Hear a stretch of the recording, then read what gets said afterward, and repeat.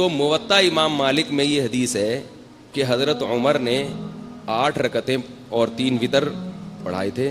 تو موطا امام مالک کس کی کتاب ہے؟ امام مالک کی. امام مالک نے خود اس حدیث کو نہیں لیا ہے, یہ ضعیف ہے. اگر یہ صحیح ہوتی تو جو اس کا مؤلف ہے سب سے پہلے وہ اس کو فالو کرتا نا.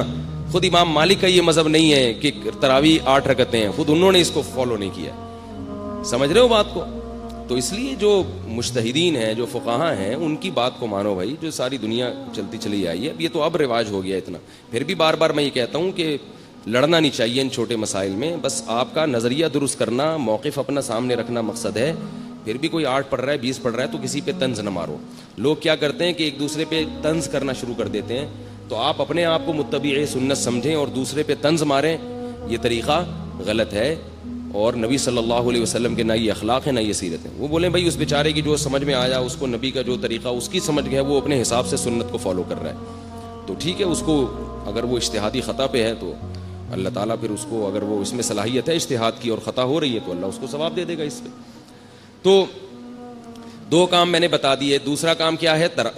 تلاوت. اور اسی کے لیے نبی صلی اللہ علیہ وسلم نے تراویح کو مشروع قرار دیا. پھر آپ صلی اللہ علیہ وسلم حضرت جبریل کے ساتھ رمضان میں قرآن کا دور کیا کرتے تھے, تو اس لیے رمضان میں رات کو تراویح بھی پڑھنی چاہیے اور دن میں بھی تلاوت کا اہتمام کرنا چاہیے.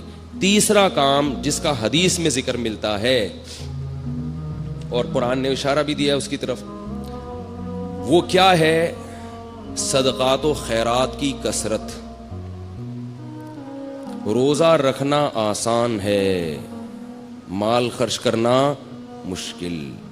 آج کل لوگ منتیں جو مانتے ہیں نا کہ میرا یہ کام ہو گیا تو یہ کروں گا, یا خواتین جو منتیں مانتی ہیں, نماز روزے کی تو منتیں مانی جاتی ہیں, پیسے خرچ کرنے کی منتیں نہیں مانی جاتی. دکھتی رگ پہ ہاتھ رکھا کہ میں نہیں رکھا؟ میں نے پیسے خرچ کرنے کی منتیں نہیں مانی. پیسوں سے ہمیں بہت محبت ہے, اور اللہ نے جہاں نماز کا ذکر کیا وہاں مال خرچ کرنے کا ذکر ساتھ ساتھ کیا. اس سے پتہ چلتا ہے کہ اللہ کو کنجوس نمازی پسند نہیں ہے. تو ہم اس نوٹ سے دل نہ لگائیں, اس پراپرٹی سے دل نہ لگائیں, رکھیں, مگر ساتھ ساتھ اللہ کی راہ میں خرچ بھی کیا کریں. آپ کو پتہ ہے کہ پہلے صوفیاء کرام کی جو خانقاہ ہوتی تھی, آج کل چند ایک کو چھوڑ کے اچھے لوگ بھی ہیں تصوف میں الحمدللہ, انہی کی برکت سے آج یہ دین قائم ہے. ہم بھی اسی تصوف کے سلسلے سے جڑے ہوئے ایک نالائق ہیں جو آج یہاں بیٹھ کے ٹوٹا پھوٹا دین کا کام کر رہے ہیں. تصوف پر رد ہرگز مقصد نہیں ہے, کسی کا مذاق اڑانا مقصد نہیں ہے, لیکن بہت سی خانقاہیں کھانے پینے کا ایک ہوٹل بنی ہوئی ہیں, لنگر فری کے چل رہے ہیں, اور مریدین آگے پڑے ہوئے کھا رہے ہیں, کھا کے گردنیں موٹی ہو رہی ہیں. جب ان سے پوچھا جائے کہ تم یہاں کیوں پڑے ہوئے ہو, تو کہتے ہیں ہم اصلاح کرنے کے لیے آئے ہوئے ہیں. ہم کیوں آئے ہوئے ہیں؟ اصلاح کرنے. چلو پھر بسم اللہ کرو, کھانا کھاؤ. پھر وہ سیٹ کوئی وہ لے آیا, دیگ لے آیا بریانی کی. تو بھائی کوشش کیا کرو جتنا ممکن ہو کھانا اپنے پیسوں سے کھایا کرو, اس سے اصلاح زیادہ ہوتی ہے. دوسروں کے پیسوں سے کھانا کھانے سے اصلاح بولو نا کم ہوتی.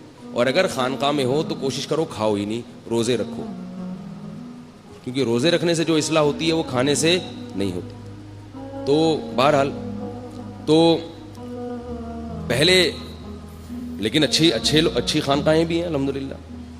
تو میں یہ نہیں کہہ رہا کہ لنگر کوئی کھلا رہا ہے تو وہ غلط کر رہا ہے, اور جو کھا رہا ہے غلط کر رہا ہے, بدگمانی جائز نہیں ہے, لیکن تھوڑا سا اپنے اوپر بھی انحصار کرنا چاہیے نا.